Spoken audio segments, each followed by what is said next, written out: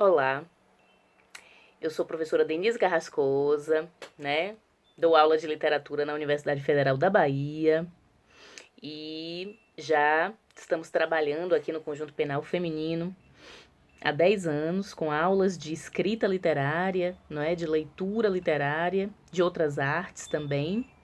E damos continuidade aqui nesse período, né, do ano de 2020, que é um período de pandemia desse vírus, né? Em que nós não pudemos entrar fisicamente no Conjunto Penal Feminino para dar nossas aulas, para acessar a biblioteca, né, Mentes Livres, nós fazemos isso agora virtualmente, através dessas videoaulas. E a aula de hoje é sobre uma autora, uma escritora, né, a Conceição Evaristo, que escreve esse livro, Becos da Memória, dentre vários outros. Esse livro é de contos, mas ela também é uma grande poeta, né, uma novelista e muito conhecida, muito importante para nós no Brasil, também internacionalmente, né, para nossa alegria, publicada também em inglês, em francês, em espanhol.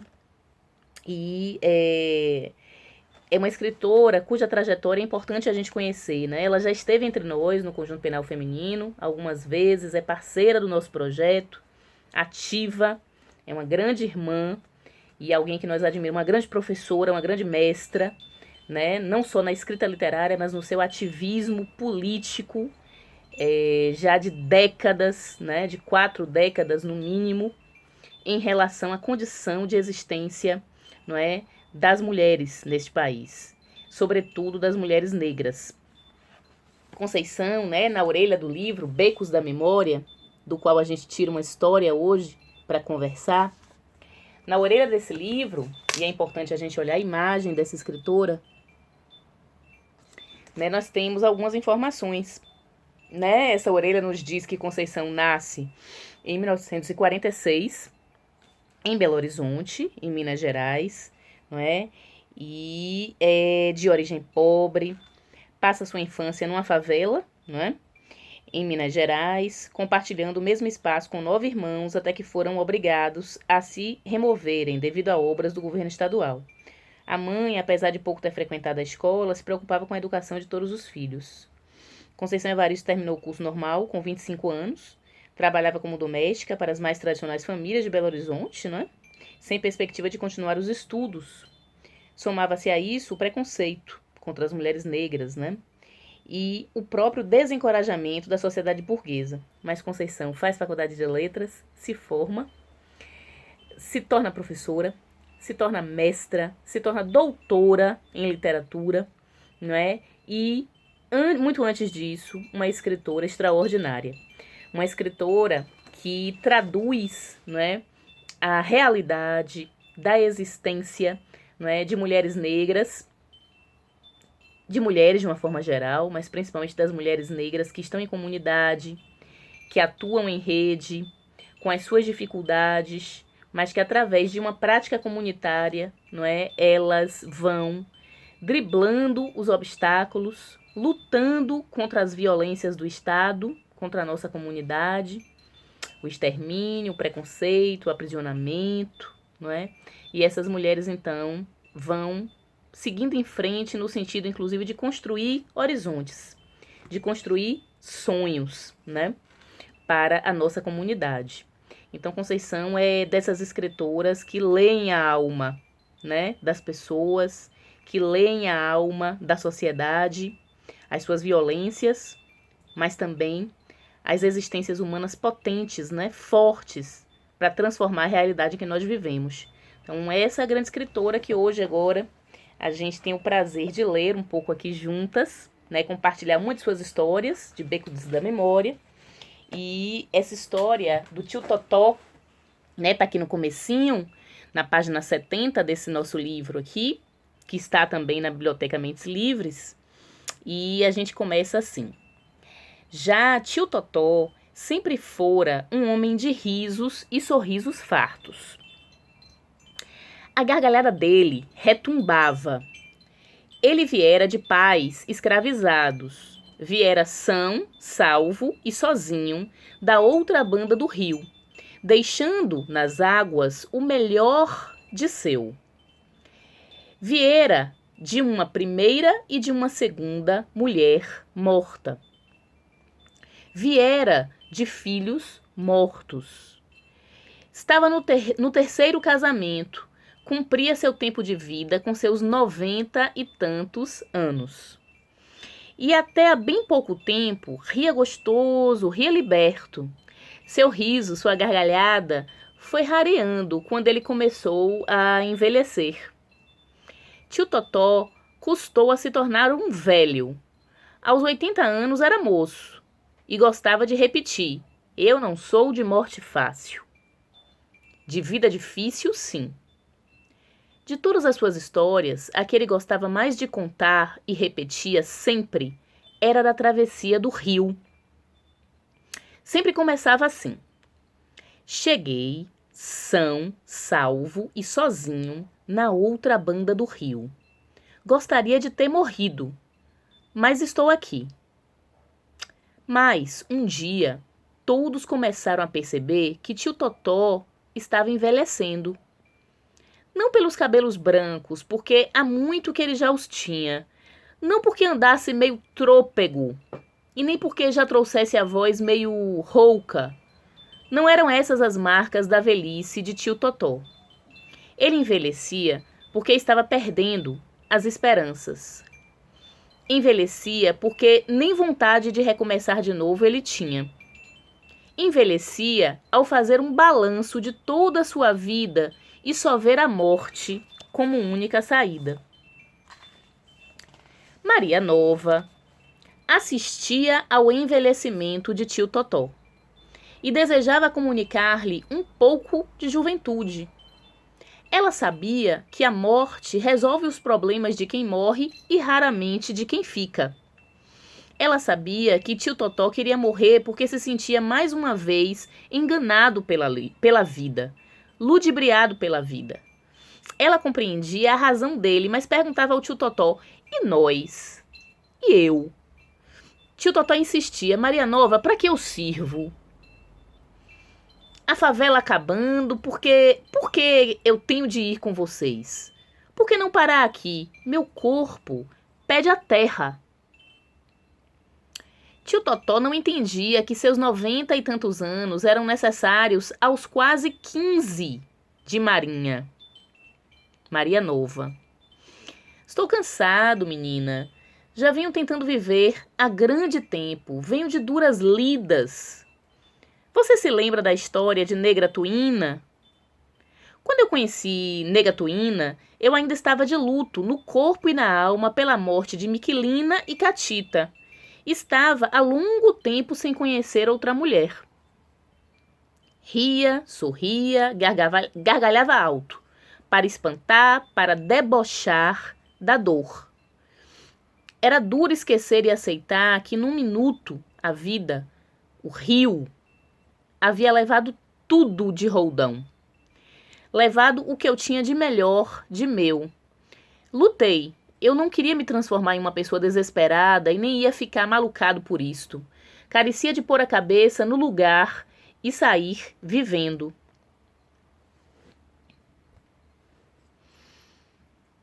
Deu uma pausa e retornou. Nas andanças de lá para cá, consegui um punhado de almanaque. Li todos. Foi o tempo em que eu mais li. Tinha dor na cabeça e nas vistas de tanto ler. Quando acabei a leitura de todos, havia aprendido alguma coisa. Senti que lia melhor. A leitura já não me dava tanto trabalho. Eu já não precisava mais juntar letra por letra. Havia palavras que eu lia no primeiro olhar. Um dia, li em voz alta para mim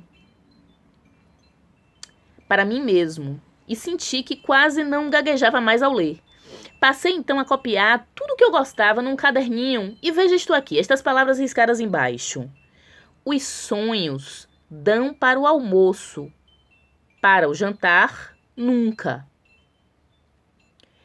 Mostrou-lhe o caderno e continuou a contar. Fiquei embatucado com aquele dizer. Primeiro pensei que era sonho, doce, daquele tão gostoso que sua tia Maria Velha faz. E fiquei matutando, ora entendia, ora não entendia. Perguntei ao Zé Noronha, velho companheiro, na construção que erguia parede ao meu lado. O moço ficou de levar para a escola. Ele era pedreiro de dia e estudava à noite. E se levou, ele nunca me deu resposta. Um dia, encontrei novamente o almanaque no meio de uns pertences meus. Li de novo. Eu já lia melhor. Vi também que isto estava escrito numa página que só tinha ditados e versos. Então não podia ser mesmo sonho, doce de comer. Mas mesmo assim, não atinei com o dizer que estava ali por trás do escrito. Nesta época, inclusive, eu perdi o almanaque. Hoje só tenho comigo o caderno e agora entendo o que estava escrito. Aquilo que queria dizer o que estava escrito. Hoje sei que o escrito fala do sonho. Sonho que é uma vontade grande do melhor acontecer. Sonho que é a gente não acreditar no que vê e inventar para os olhos o que a gente não vê. Eu já tive sonho que podia e não podia ter. Eu tive sonho que dava para a minha vida inteira, para todo o meu viver. Hoje descobri a verdade do dizer daquele ditado. Sonho só alimenta até a hora do almoço. Na janta, a gente precisa de ver o sonho acontecer. Tive tanto sonho no almoço de minha vida, na manhã de minha lida, e hoje, no jantar, eu só tenho a fome, a desesperança. Essa história, não é? Que é a história de Tio Totó, né? É uma história, uma das histórias do livro Becos da Memória, de Conceição Evaristo. É um dos personagens, né? Dos quais a gente se aproxima. É um personagem que a gente compreende. Tio Totó já está aí nos seus 90 anos, né? E ele nos fala de uma velhice. Mas que não é uma velhice física, né? Porque ele gargalhava. Ele era um homem jovem aos 80 anos. Porque ele ria da vida. Porque ele ainda tinha sonhos, né? Então, esse era o sinal da sua juventude, né? Esse sonho que alimentava a infância da sua vida, a manhã da sua vida, o almoço da sua vida. Mas que na hora do jantar, né, esse sonho já não existe mais. Na hora da velhice. Então, seguindo esse método que a gente vem utilizando de fazer as perguntas, né, para que a gente possa escrever um pouco, dialogar um pouco sobre esses textos que nós lemos, esses pequenos textos que temos lido através dessas videoaulas, eu gostaria de provocar vocês a escrever sobre isso, né, sobre juventude e velhice. Não? Então, queria que vocês, em primeiro lugar, anotassem essa frase do tio Totó, essa frase que ele lê no almanaque e anota no caderninho, né? Os sonhos dão para o almoço, para o jantar, nunca. Então, eu queria que vocês anotassem essa frase, né? Vou repetir. Os sonhos dão para o almoço, vírgula, para o jantar, vírgula, nunca. Ponto. Então, tio Totó se concentra nessa frase, na época em que ele estava exercitando a sua leitura, né, de forma autônoma, ele era autodidata, ele não ia à escola, mas ele estava se educando através da leitura desses almanaques, né? E ele chama a atenção dele essa frase: os sonhos dão para o almoço, para o jantar, nunca. E ao anotar essa frase, eu gostaria de solicitar a vocês, pedir a vocês que anotassem também algumas perguntas, né? A primeira pergunta, que eu gostaria que vocês escrevessem um pouco sobre ela, né? Quais são os meus sonhos? Quais são os meus sonhos, né? Então, que sonhos eu tenho para o futuro? né? Essa é uma primeira pergunta. Eu gostaria que vocês anotassem, escrevessem. Segunda pergunta. Eu já tive sonhos dos quais abri mão? Eu já tive sonhos dos quais já abri mão? Já penso que não há possibilidade de realizar? É a segunda pergunta. Terceira pergunta.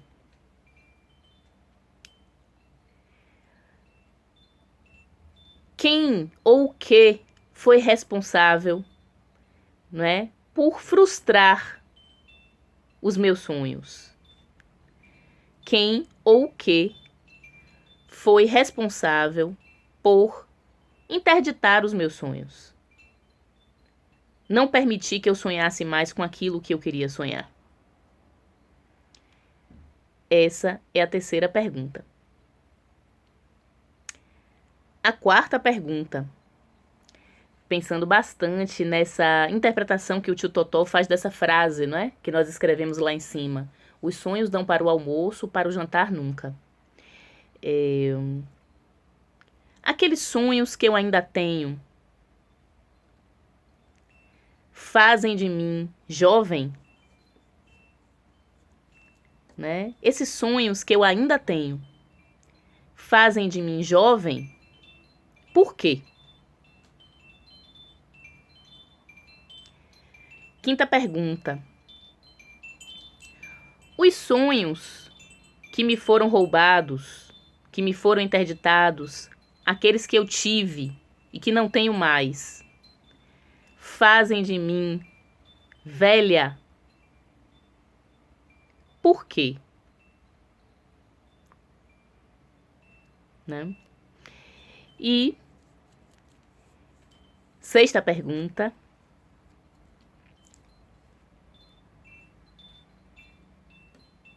Qual é o valor da juventude? Qual é o valor da juventude nessa sociedade em que nós vivemos? Essa é a sexta pergunta. Sétima pergunta. Qual é o valor da velhice nessa sociedade em que nós vivemos? Sétima pergunta. Qual é o valor da velhice nessa sociedade em que vivemos? Né? Lembrando que Maria Nova diz a tio Totó, né, que dos sonhos dele, da velhice dele, depende a sua juventude, né? Então, eu gostaria que nós tentássemos responder, conversar, dialogar com essas perguntas, refletir um pouco sobre essa história do tio Totó a partir dessas perguntas, né? E estou aí muito ansiosa para ver as respostas, os textos, as reflexões.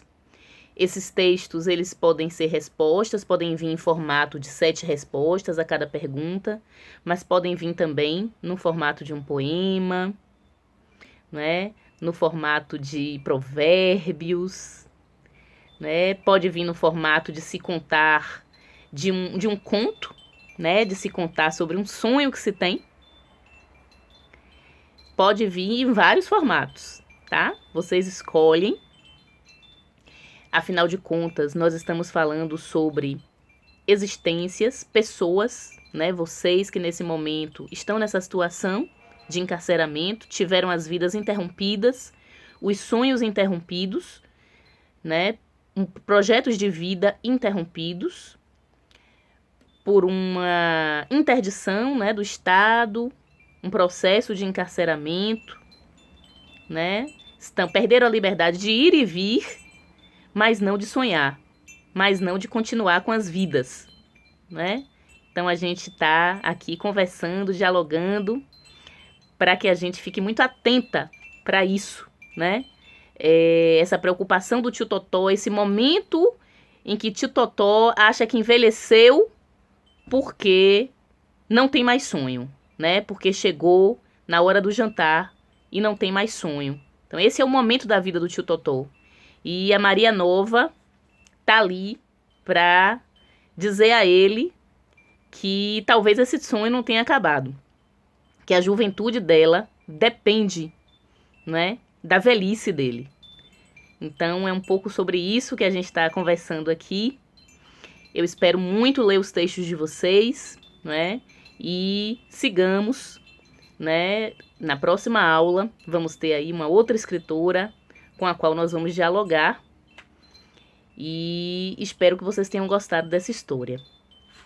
Bom, desejo a todas vocês força, saúde, fiquem juntas, sempre dizendo a vocês que nós aqui fora, que nos preocupamos, né, com os direitos humanos, os direitos das pessoas, né, que compõem isso que a gente chama de humanidade, não importa onde elas estejam, ainda que estejam nas prisões, né, nós estamos trabalhando no sentido de que essa humanidade seja respeitada.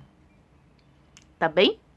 Um grande abraço, muito amoroso, e a gente se vê na próxima aula.